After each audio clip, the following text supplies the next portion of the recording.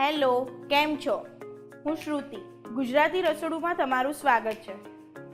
લગ્નમાં બનતી દાળ એ બધાને બહુ જ ભાવતી હોય છે, પણ એ દાળ કઈ રીતે બનાવી એ બધાને એક પ્રશ્ન હોય છે. તો બસ આજે તમારા પ્રશ્નનું સોલ્યુશન તમને આ રસોડે મળી જશે. ચાલો શરૂ કરીએ.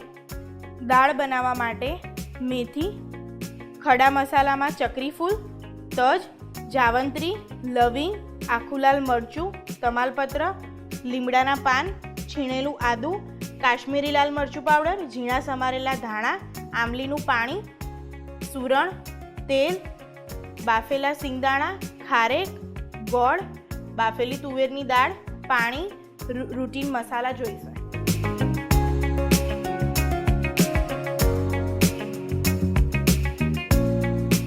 તો ચાલો હવે આપણે દાળ બનાવવાની શરૂઆત કરીએ.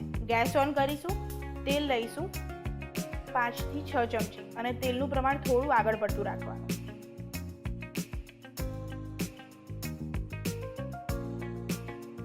તેલ ગરમ થઈ ગયું છે. હવે આપણે ખડા મસાલા નાખીશું. 1 તમાલપત્ર, 1 આખું લાલ મરચું, 1 જાવંત્રી, 1 નાનું ચકરી ફૂલ, 1 નાનો તજનો ટુકડો અને 3 લવિંગ.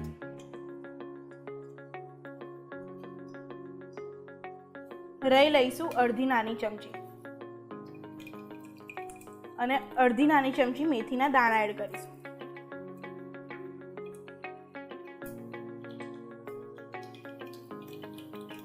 રાઈ છે તતડી ગઈ છે. હવે આપણે હિંગ લઈશું. લીમડાના પત્તા છે 5 થી 7 એ લઈશું.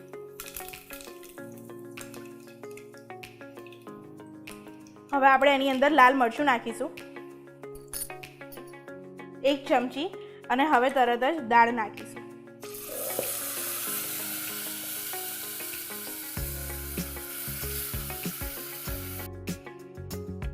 મેં અહીંયા 1 કપ દાળ લીધેલી છે, બાફેલી તુવેરની દાળ છે. હવે એની અંદર આપણે પાણી ઉમેરીશું.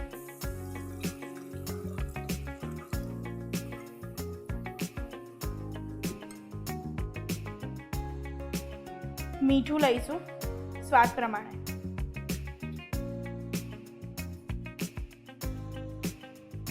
હળદર લઈશું અડધી ચમચી. ધાણા જીરું લઈશું 1 ચમચી.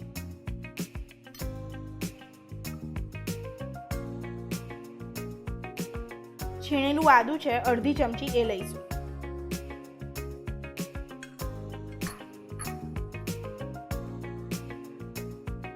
હવે આપણે એની અંદર 4 ચમચી ગોળ એડ કરીશું.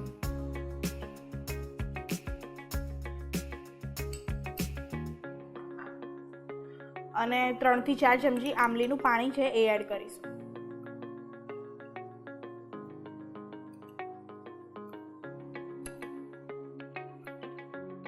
તમે ગોળની જગ્યાએ અડધી ખાંડ અને અડધો ગોળનો પણ ઉપયોગ કરી શકો છો. હવે મેં અહીંયા એક નાનો ટુકડો સૂરણનો લીધો હતો, એને મેં બાફીને રાખેલો છે એ એડ કરીશું. અને કહેવાય ને કે સૂરણ વગરની દાળ અધૂરી છે.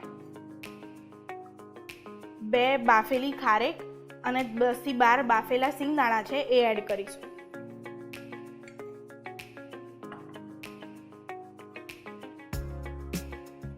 દાળને 15 થી 20 મિનિટ સુધી આપણે ઉકાળીશું અને એને તમે જેટલી જ ઉકાળશો એટલો જ એનો ટેસ્ટ અને એની ફ્લેવર છે એ ખૂબ જ સરસ આવશે.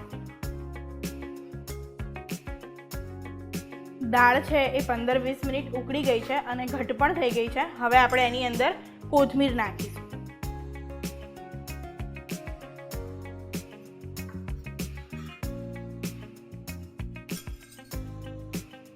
હવે આપણે દાળને સર્વિંગ બાઉલમાં સર્વ કરીશું.